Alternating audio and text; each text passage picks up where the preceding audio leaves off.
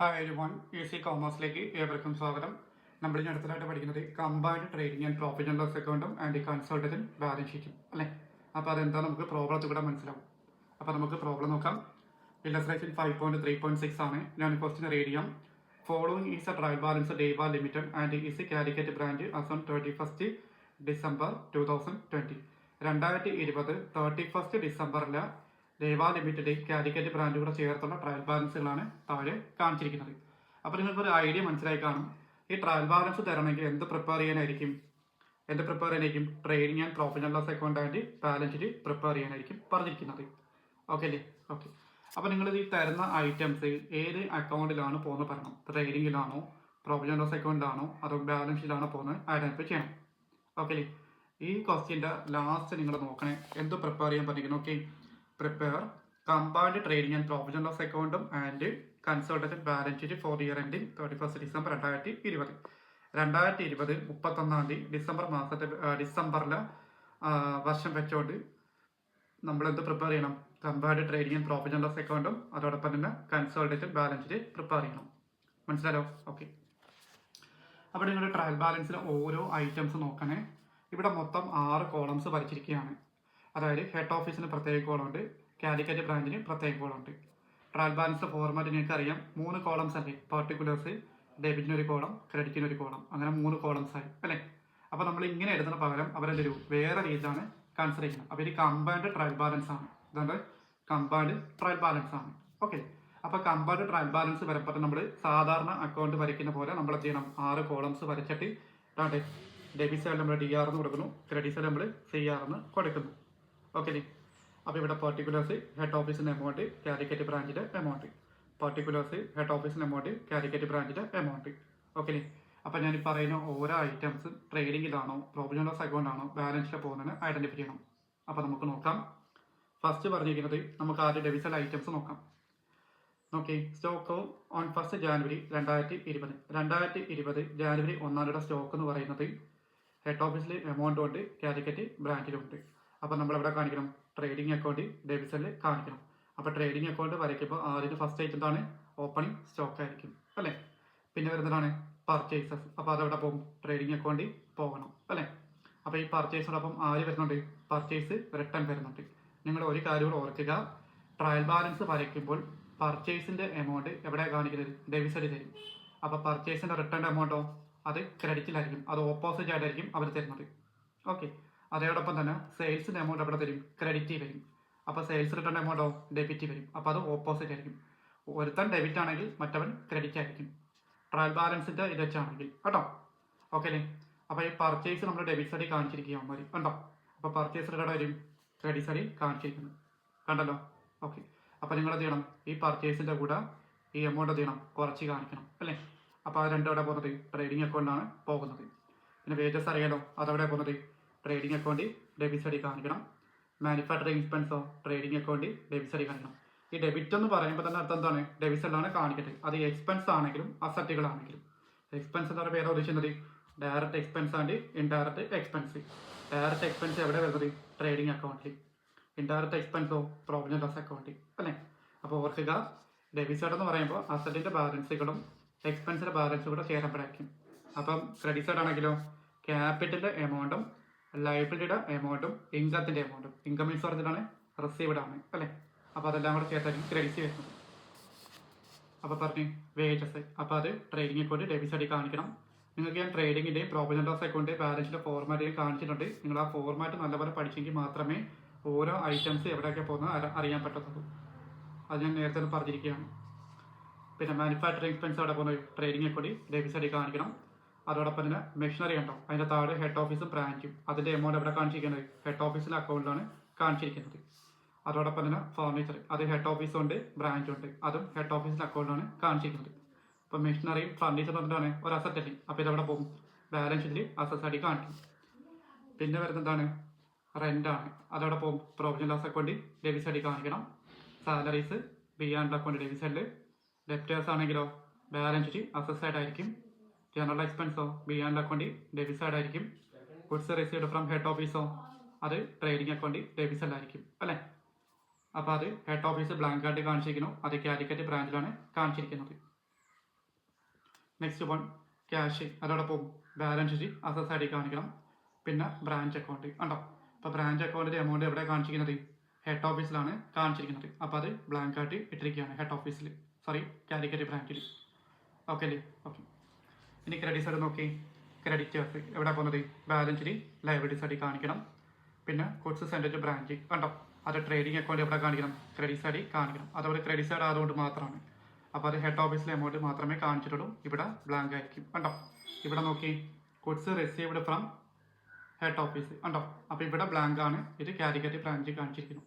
ഇതെന്താണ്? Goods send branch ആണ്. അപ്പോൾ ഹെഡ് ഓഫീസിൽ കാണിച്ചിരുന്നു, കാലിക്കറ്റ് ബ്രാഞ്ചിൽ എന്താണ്? ബ്ലാങ്ക് ആയിട്ട് ഇരിക്കുന്നു. അപ്പോൾ ഇത്ര മനസ്സിലായല്ലോ. അപ്പോൾ ഓപ്പോസിറ്റ് ആയിട്ടാണ്. ഓക്കെ. പിന്നെ വരുന്നതാണ് സെയിൽസ് ആണ്. അത് ട്രേഡിംഗ് അക്കൗണ്ട് ക്രെഡിറ്റ് സൈഡിൽ കാണിക്കണം. പിന്നെ ഹെഡ് ഓഫീസ് അക്കൗണ്ട് ഉണ്ടോ. അപ്പോൾ അത് കാലിക്കറ്റ് ബ്രാഞ്ചിൽ കാണിച്ചിരിക്കുകയാണ്. ഇവിടെ എന്താണ്? ബ്ലാങ്ക് ആയിട്ടിരിക്കുകയാണ്. ഇവിടെ നോക്കി ബ്രാഞ്ച് അക്കൗണ്ടിൽ ഹെഡ് ഓഫീസിൽ കാണിച്ചിട്ടുണ്ട്, ഇതിവിടെ ബ്ലാങ്ക് ആയിരിക്കണം. അപ്പോൾ അതും ഓപ്പോസിറ്റ് ആണ്. ഓക്കെ അല്ലേ? പിന്നെ അതേപോലെ ക്യാപിറ്റൽ ഷെയർ റുപ്പീസ് എത്രയാണ്? 10 ആണ് അല്ലേ. അപ്പോൾ ടോട്ടൽ ഷെയർ 2 ലക്ഷം ഉണ്ട്. ഒരു ഷെയറിൻ്റെ വില എത്രയാണ്? 10 രൂപയായിരിക്കും. അപ്പോൾ എത്ര ഷെയറുകൾ കാണും? 20,000 ഷെയർ കാണും. അപ്പോൾ 20,000 ഷെയർ എങ്ങനെ കിട്ടി? 2 ലക്ഷത്തിന് 10 കൊണ്ട് ഡിവൈഡ് ചെയ്യുമ്പോൾ നമുക്ക് എത്ര കിട്ടും? 20,000 കിട്ടും. ആ ഒരു ഷെയറിൻ്റെ വില എന്ന് പറയുന്നത് എത്ര രൂപയാണ്? 10 രൂപ വെച്ചാണ് അല്ലേ. അപ്പോൾ എത്ര ഷെയർ ഉണ്ടായിരുന്നു? 20,000 ഷെയർ ഉണ്ടായിരുന്നു അല്ലേ. 20,000 10 കൂടെ മൾട്ടിപ്ലൈ ചെയ്യുമ്പോൾ എത്രയും? ടോട്ടൽ 2 ലക്ഷം ഷെയർ വരുന്നുണ്ട്. ഓക്കെ അല്ലേ. പിന്നെ വരുന്ന ഡിസ്കൗണ്ട് ഏണ്ട് മീൻസ് എന്താണ്? റിസീവ്ഡ് എന്നർത്ഥം അല്ലേ. അപ്പോൾ അത് ബിഹാൻഡ് അക്കൗണ്ടിൽ ക്രെഡിറ്റ് സൈഡിൽ കാണിക്കണം. ക്യാപിറ്റൽ എവിടെ കാണിക്കുന്നത്? ബാലൻസ് ഷീറ്റ് ലയബിലിറ്റി സൈഡിലാണ് അല്ലേ. പിന്നെ വരുന്നതാണ് പർച്ചേസ് റിട്ടേൺ. അത് നേരത്തെ പറഞ്ഞു, ട്രേഡിംഗ് അക്കൗണ്ടിലൂടെ ഈ പർച്ചേസിലൂടെ ചെയ്യണം, ഈ എമൗണ്ട് ലെസ് ചെയ്യണം. അപ്പോൾ ഇത്ര മനസ്സിലായല്ലോ. ഓക്കെ. ഇനി നമുക്ക് ഇതിൻ്റെ പുറമെ എന്തുകൊണ്ട് ഒരു അഡീഷണൽ ഇൻഫർമേഷൻ വരുന്നുണ്ട്. നോക്കി ഡിപ്രീഷിയേഷൻ എന്നൊരു ഐറ്റം എവിടെ പോകുന്നത്? ബിഹാൻഡ് അക്കൗണ്ട് ഡെബിറ്റ് സൈഡിലാണ് കാണിക്കേണ്ടത് അല്ലേ. അപ്പോൾ ഇവിടെ ഡിപ്രീഷൻ ആരൊക്കെ സംഭവിക്കുന്നത്? ഫിക്സഡ് അസറ്റിനായിരിക്കും. അപ്പോൾ ഏതൊക്കെ അസറ്റിനാണ് വരുന്നത്? മെഷീനറി 10% വരുന്നുണ്ട്, ഫർണിച്ചർ 15% വരുന്നുണ്ട്. ഡിപ്രീഷിയേഷൻ മാത്രം പറയുകയാണെങ്കിൽ നമുക്ക് ബിഹാൻഡ് അക്കൗണ്ട് ഡെബിറ്റ് സൈഡിൽ കാണിച്ചാൽ മതി. ഡിപ്രീഷൻ ആരൊക്കെ സംഭവിക്കുന്നത്? ഫിക്സഡ് അസറ്റിനാണ് അല്ലേ. അപ്പോൾ നിങ്ങൾ എവിടെയും കൂടെ കാണിക്കണം? ബാലൻസ് ഷീറ്റ് അസറ്റ് സൈഡിൽ കൂടെ കാണിക്കണം. അപ്പോൾ ഏതൊക്കെ അസറ്റിനാണ് ഡിപ്രീഷൻ സംഭവിച്ചത്? മെഷീനറിക്കും 15 ഫർണിച്ചറും അല്ലേ. അപ്പോൾ ഇവിടെ നോക്കിയതാണ്ട് മെഷീനറിക്കും ഫർണിച്ചറും കണ്ടോ. അപ്പോൾ അതാ ഇവിടെ എത്ര ഉണ്ട്? 1 ലക്ഷം അല്ലേ. അപ്പോൾ 1 ലക്ഷത്തിൻ്റെ എത്ര ശതമാനം എടുക്കണം? മെഷീനറിയുടെ 10% അല്ലേ. അപ്പോൾ 1 ലക്ഷത്തിൻ്റെയും 10% എടുക്കണം, 50,000-ൻ്റെയും 10% എടുക്കണം. ഫർണിച്ചർ ആണെങ്കിലോ 5,000-ൻ്റെയും 2,000-ൻ്റെയും എത്ര ശതമാനം എടുക്കണം? 15% എടുക്കണം. ഓക്കെ അല്ലേ. ഓക്കെ. അപ്പോൾ നമുക്ക് ഈ ട്രാക്ക് ബാലൻസ് പുറമേ നമുക്ക് ഒന്നാമത്തെ അഡീഷണൽ ഇൻഫർമേഷൻ തന്നത് ഡിപ്രീസിയേഷൻ ആണ്. അപ്പോൾ ഡിപ്രീസിയേഷൻ ഒരു ഐറ്റം എന്ത് ചെയ്യണം? ബിഹാൻഡ് അക്കൗണ്ട് ഡെബിറ്റ് സൈഡിൽ എടുക്കുകയും ചെയ്യണം. ഏത് അസറ്റിനാണ് വന്നിരിക്കുന്നത്? Fixed asset. അപ്പോൾ അവരെവിടെ എടുക്കണം? ബാലൻസ് ഷീറ്റ് അസറ്റ് സൈഡിൽ കാണിക്കണം. അപ്പോൾ നമുക്ക് ഒന്നാമത്തെ ഇൻഫർമേഷൻ കിട്ടി. ഇനി രണ്ടാമത് നോക്കി, rent sale payable in respect of 2020 is ₹300. അത് ബ്രാഞ്ചിനാണ് മെൻഷൻ ചെയ്തിരിക്കുന്നത് കണ്ടോ. അപ്പോൾ റെന്റ് സെയിൽ പേബിൾ എന്ന് പറയുമ്പോൾ അർത്ഥമാണ് റെന്റ് കൊടുക്കാനുള്ള എമൗണ്ട് ആയിട്ട് കിടപ്പുണ്ട് ആ വർഷത്തിൽ അല്ലേ.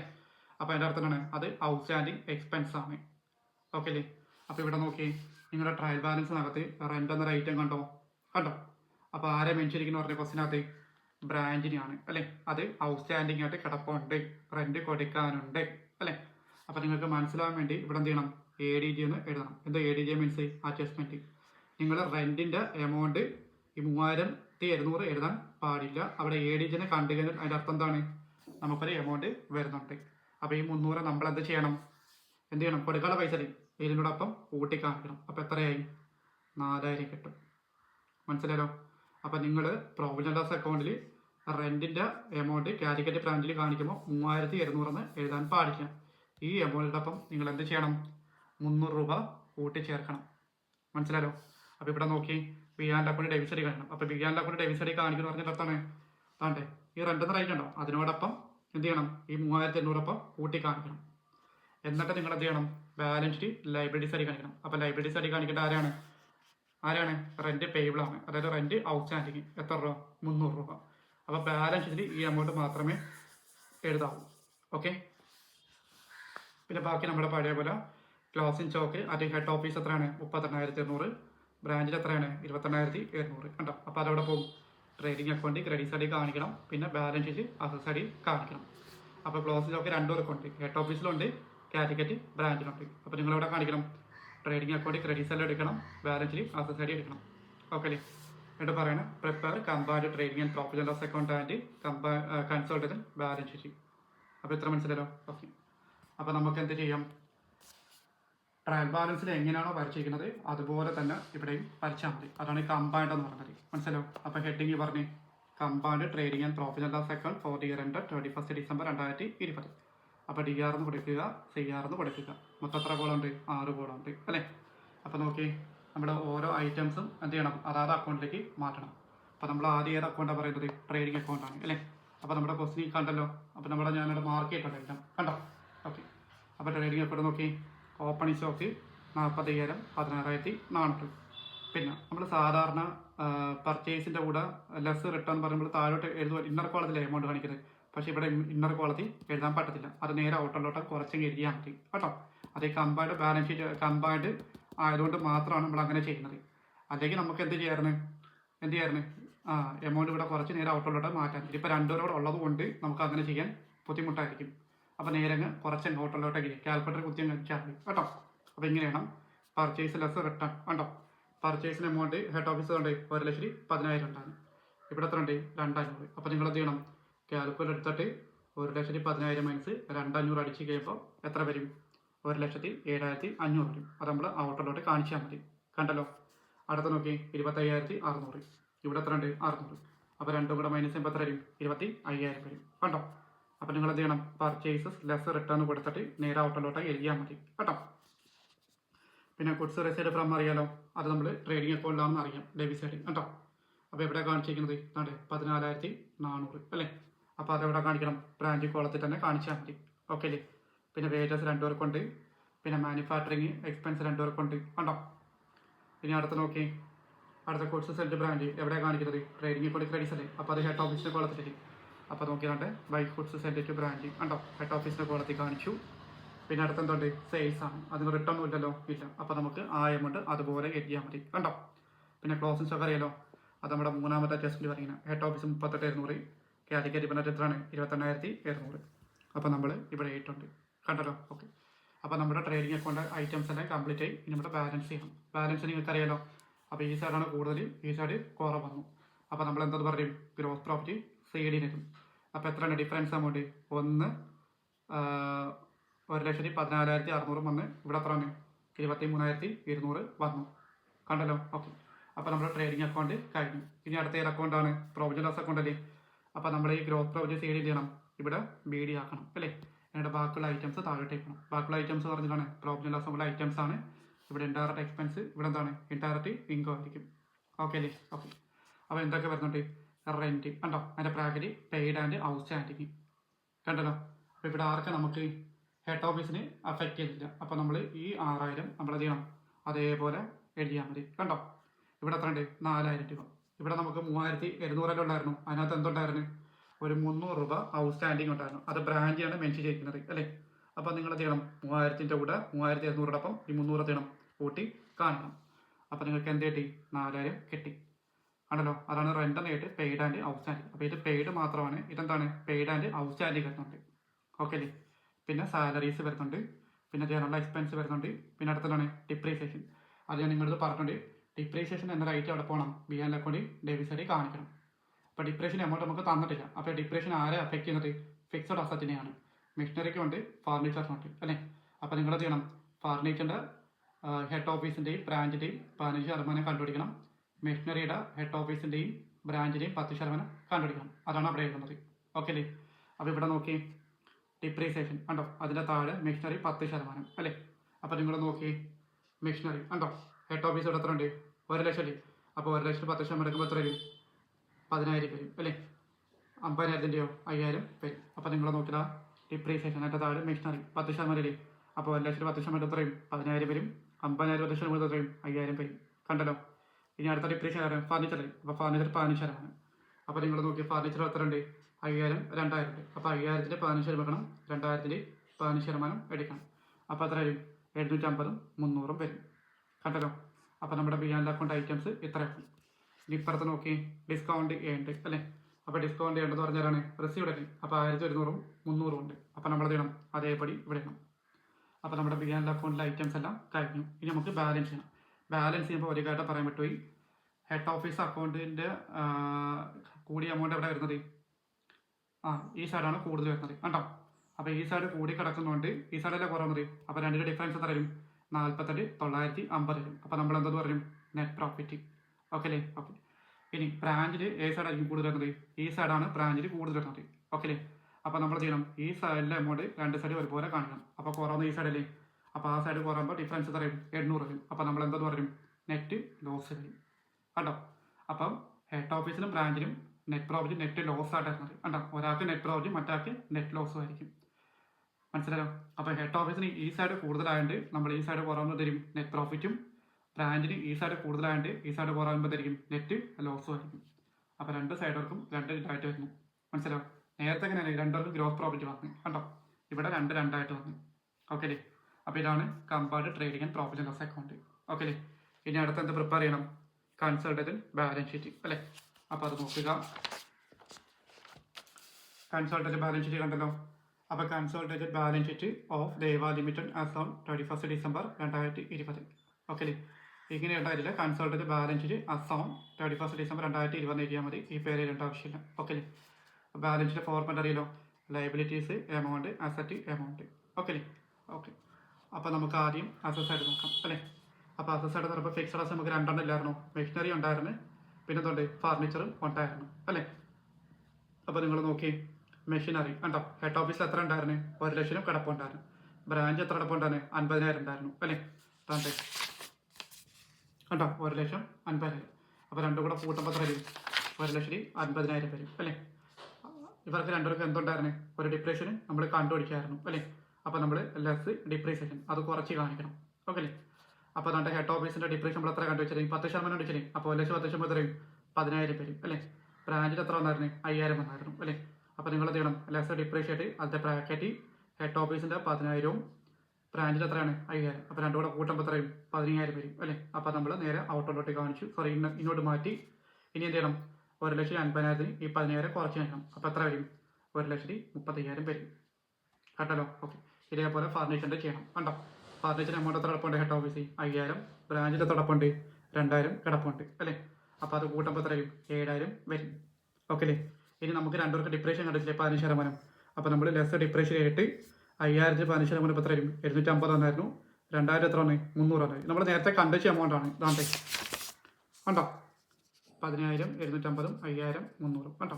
ആ എമൗണ്ട് ചെയ്യണം രണ്ടും കൂടെ കൂട്ടിയിട്ട് നമ്മളത് ഇവിടെ കുറച്ച് കാണിക്കും കണ്ടോ. 7,000-ന് 1,050 കൂട്ടം കുറച്ച് കഴിയുമ്പോൾ എത്ര വരും? 5,950 വരും. രണ്ടുകൂടെ കൂട്ടിയാണ് 1,050 കേട്ടല്ലോ. ഓക്കെ. ഇനി അടുത്തെന്താണ്? പിന്നെ ഈ ഫിക്സഡ് അസറ്റ് എന്നും കറണ്ട് അസറ്റ് ഒന്നും എഴുതേണ്ട കാര്യമില്ല കേട്ടോ. നിങ്ങൾ ഡയറക്റ്റ് അല്ലെങ്കിൽ എഴുതി പോയാൽ മതി. ഓക്കെ. ഇനി അടുത്താണ് സ്റ്റോക്കാണ് അല്ലേ. അപ്പോൾ സ്റ്റോക്ക് എന്ന് പറയുമ്പോൾ ഏത് സ്റ്റോക്ക് എടുക്കേണ്ടത്? ക്ലോസിംഗ് സ്റ്റോക്കാണ് അല്ലേ. ഞാൻ നിങ്ങളോട് പറഞ്ഞിട്ട് ഓർമ്മയുണ്ടല്ലോ ക്ലോസിംഗ് സ്റ്റോക്കിംഗ്. അപ്പോൾ ഹെഡ് ഓഫീസ് ഉണ്ട്, ബ്രാഞ്ച് ഉണ്ട്. അപ്പോൾ രണ്ടും കൂടെ കൂട്ടി എഴുതിയാൽ മതി കേട്ടോ. ഇത് കൂട്ടി എഴുതുവാണ്. ഹെഡ് ഓഫീസും ബ്രാഞ്ചിൻ്റെ എമൗണ്ട് ഒരുമിച്ച് കൂട്ടി തന്നെയാണ് കൺസോൾട്ടേഷൻ എന്ന് പറയുന്നത്. ഓക്കെ അല്ലേ. അപ്പോൾ നിങ്ങളുടെ ക്ലോസിംഗ് സ്റ്റോക്ക് തന്നെയാണ്. അതിൻ്റെ ബ്രാക്കറ്റ് താഴെ എന്ത് ചെയ്യണം? ഹെഡ് ഓഫീസിൻ്റെ എമൗണ്ട് എഴുതുക, അതിൻ്റെ താഴെ ബ്രാഞ്ച്. അപ്പോൾ രണ്ടുകൂടെ കൂട്ടുമ്പോൾ എത്രയും 67,400 വരും അല്ലേ. പിന്നെ ഒരു ഡെപ്റ്റേഴ്സ് ഇല്ലേ, അത് ക്വസ്റ്റിനകത്ത് പറഞ്ഞു. 20 ഡെപ്റ്റേഴ്സ് കണ്ടേ 38,000, 8,000. അപ്പോൾ രണ്ടും കൂടെ കൂട്ടി ചെയ്യണം കേട്ടോ. അപ്പോൾ ഹെഡ് ഓഫീസിൽ എത്ര ഉണ്ട്? 38,000. ബ്രാഞ്ചിൽ എത്ര അടപ്പുണ്ട്? 8,000 ഉണ്ട്. അപ്പോൾ രണ്ടുകൂടെ കൂട്ടുമ്പോൾ എത്രയും 46,000 വരും. ഓക്കെ അല്ലേ. ഇനി ക്യാഷ് പറയുന്നത്. അപ്പോൾ ക്യാഷ് നോക്കി ഇവിടെ 10,300 ഉണ്ട്, ഇവിടെ 1,500 ഉണ്ട്. അപ്പോൾ രണ്ടുകൂടെ കൂട്ടിയാൽ പോരെ. അപ്പോൾ അതാണ്ട് ഹെഡ് ഓഫീസിൽ 10,300-ഉം ബ്രാഞ്ചിൽ തന്നെ 1,500 ഉണ്ട്. ഓക്കെ അല്ലേ. അപ്പോൾ അത് രണ്ടും കൂടെ കൂട്ടി നമ്മൾ ഔട്ടറിലോട്ട് എഴുതണമായിരുന്നു. പക്ഷേ അതിനോടൊപ്പം ആരും കൂടെ വരുന്നുണ്ട്? ഒരു ക്യാഷ് ഇൻ ട്രാൻസിറ്റ് വരുന്നുണ്ട്. അപ്പോൾ നമ്മൾ ആ എമൗണ്ട് കണ്ടുപിടിക്കണം. അതെവിടെ കിടപ്പുണ്ട്? ഓക്കെ. ബ്രാഞ്ചിൽ ഹെഡ് ഓഫീസിൽ 36,000 കിടപ്പുണ്ട്. അതോടൊപ്പം തന്നെ ഹെഡ് ഓഫീസിന് എമൗണ്ട് ബ്രാഞ്ചിൽ കിടപ്പുണ്ട് 28,000 കിടപ്പുണ്ട്. അപ്പോൾ നിങ്ങൾ എന്ത് ചെയ്യണം? ഈ 36,000-നകത്ത് 28,000 കുറയ്ക്കണം. അപ്പോൾ ബാക്കി എത്ര വരും? 8,000. ആ 8,000 ആണ് എവിടെ കാണിക്കുന്നത്? ക്യാഷ് ഇൻ ട്രാൻസിറ്റ് എന്ന് പറഞ്ഞ് ഇവിടെ കാണിക്കുന്നത് കേട്ടോ. നിങ്ങളുടെ ഇൻ ക്യാഷ് ഇൻ ട്രാൻസിറ്റ് ആണ്. ക്യാഷ് ഇൻ ട്രാൻസിറ്റ് എന്നാണ് കേട്ടോ. ഇത് മൂന്നോ കൂട്ടപ്പോൾ എത്രയായി? 19,800 വരും. മനസ്സിലായോ? ആക്ച്വലി നമുക്ക് ആദ്യത്തെ രണ്ട് എമൗണ്ട് കൂട്ടി ഔട്ടർ എഴുതിയാൽ മതിയായിരുന്നു. പക്ഷേ നമ്മുടെ ട്രയൽ ബാലൻസിനകത്ത് ഒരു ബ്രാഞ്ച് അക്കൗണ്ട് കിടക്കുന്ന ഒരു ഹെഡ് ഓഫീസ് അക്കൗണ്ട് കിടക്കുന്നു. അപ്പോൾ രണ്ടും കൂടെ എന്ത് ചെയ്യണം? മൈനസ് ചെയ്യണം. ആ എമൗണ്ടാണ് ഇവിടെ കാണിക്കുന്നത്. ഇവിടെ 8,000 കാണിച്ചിരിക്കുന്നത്. കുറച്ചിട്ട് കേട്ടോ. കൂട്ടി എന്ത് ചെയ്യണം? ഔട്ടറിലോട്ട് എത്തിക്കണം. ഓക്കെ അല്ലേ. അപ്പോൾ നമ്മുടെ ഇത്ര ഐറ്റംസ് കംപ്ലീറ്റ് ആയി. അപ്പോൾ നമ്മൾ മെഷീനറിക്കും ഫർണിച്ചർ എന്തുണ്ടായിരുന്നു ഡിപ്ലേഷൻ ഉണ്ട്, അത് കുറച്ച് കാണിക്കുക. പിന്നെ നമുക്കൊരു ക്ലോസിംഗ് സ്റ്റോക്ക് ഉണ്ടായിരുന്നു, പിന്നെ ഒരു ഡെപ്റ്റേഴ്സ് ഉണ്ടായിരുന്നു, പിന്നെ എന്തുണ്ടായിരുന്നു ക്യാഷ് ഉണ്ടായിരുന്നു. അപ്പോൾ ഇത്ര മനസ്സിലല്ലോ. ഓക്കെ, ഇനി നമുക്ക് ലൈബിലിറ്റീസ് ആയിട്ട് നോക്കാമേ. ഷെയർ ക്യാപിറ്റൽ ഉണ്ടോ, എത്ര ഉണ്ടായിരുന്നു? 2 ലക്ഷം രൂപ. ഷെയർ ക്യാപിറ്റൽ ആണ് 2 ലക്ഷം രൂപ. ഓക്കെ അല്ലേ? പിന്നെ ഇതാണ് പ്രോഫിറ്റ് ആൻഡ് ലോസ് അക്കൗണ്ട്. അപ്പോൾ ഈ പ്രോഫിറ്റ് ആൻഡ് ലോസ് അക്കൗണ്ട് എന്ന് പറയുമ്പോൾ നമുക്ക് ഒരു നെറ്റ് പ്രോഫിറ്റും ഒരു നെറ്റ് ലോസുമാണ് വന്നത് അല്ലേ. അപ്പോൾ ഇവിടെ ആർക്കാണ് നെറ്റ് പ്രോഫിറ്റ് വന്നത്? ഈ നെറ്റ് പ്രോഫിറ്റ് വന്നിരിക്കുന്ന ആർക്കാണ്? ഇവനല്ലേ. അപ്പോൾ ആർക്കാണ്? ഹെഡ് ഓഫീസറാണ്. നെറ്റ് ലോസ് വന്ന ആർക്കാണ്? കാലിക്കറ്റ് ബ്രാഞ്ചാണ്. അപ്പോൾ രണ്ടും കൂടെ കുറയ്ക്കണം. അപ്പോൾ നമുക്ക് എന്ത് കിട്ടും? പ്രോഫിറ്റ് ആൻഡ് ലോസ് അക്കൗണ്ട് കിട്ടും. അപ്പോൾ ഇവിടെ നോക്കി, profit and loss account heading ആയിട്ട് അതിൻ്റെ താഴെ പ്രോഫിറ്റ് ആയിട്ട് എച്ചും എത്രയാണ്? 48,950. ഇവിടെ നെറ്റ് പ്രോഫിറ്റിന് എഴുതിയാൽ മതി. അതിൻ്റെ താഴെ ലെസ് നെറ്റ് ലോസ് ബ്രാക്കറ്റ് വേണമെങ്കിൽ ചെയ്യാം, ബ്രാഞ്ച് ചെയ്യണം. അപ്പോൾ രണ്ടും കൂടെ കുറയ്ക്കുമ്പോൾ തരും 48,150 കിട്ടും. ഓക്കെ അല്ലേ? ഇനി ക്രെഡിറ്റേഴ്സ് ഉണ്ടോ? അത് ഹെഡ് ഓഫീസിലുണ്ട്, ബ്രാഞ്ചുണ്ട്. അപ്പോൾ രണ്ടും കൂടെ കൂട്ടി ചെയ്യണം, അത് ഔട്ടറിലോട്ട് കാണിക്കണം. പിന്നെ ഒരു ഔട്ട് സ്റ്റാൻഡിങ് കിടന്നുകൊണ്ട് പറഞ്ഞില്ലേ, അപ്പോൾ രണ്ട് ഔട്ട് സ്റ്റാൻഡിങ് എത്രയാണ്? 300 രൂപ. അപ്പോൾ എത്ര മനസ്സിലായല്ലോ? ഇവിടെ നിങ്ങൾ profit and loss account heading ആയിട്ട് അതിൻ്റെ താഴെ നെറ്റ് പ്രോഫിറ്റിന് ആയിട്ട് അതിൻ്റെ ബ്രാക്കറ്റ് എച്ച് വേണം. എത്രയാണ്? 48,980. ഇനി അതിൻ്റെ താഴെ എന്താണ്? ലെസ് ആയിട്ട് നെറ്റ് ലോസിൻ്റെ അതിൻ്റെ ബ്രാക്കറ്റ് ബ്രാഞ്ച് ചെയ്യണം. അപ്പോൾ രണ്ടും കൂടെ കുറച്ച് വേണം ഔട്ടറിലോട്ട് കാണിക്കണം. അപ്പോൾ നമുക്ക് എന്ത് കിട്ടും? Profit and loss account amount കിട്ടും. ഓക്കെ അല്ലേ? ഓക്കെ. പിന്നെ രണ്ട് ഔട്ട് സ്റ്റാൻഡിങ്ങിന് കഴിഞ്ഞാൽ മതി. അത് ആരെ ബ്രാക്കറ്റ് മെൻഷിക്കുന്ന? ബ്രാഞ്ചിനെയാണ്. അപ്പോൾ നിങ്ങൾ ബ്രാക്കറ്റ് ബ്രാഞ്ചിനാണ് 300. അതിൽ 2 സെക്കൻഡ് ആവും ടാലിയും. ഇത്രയും മതി. ഓക്കെ അല്ലേ?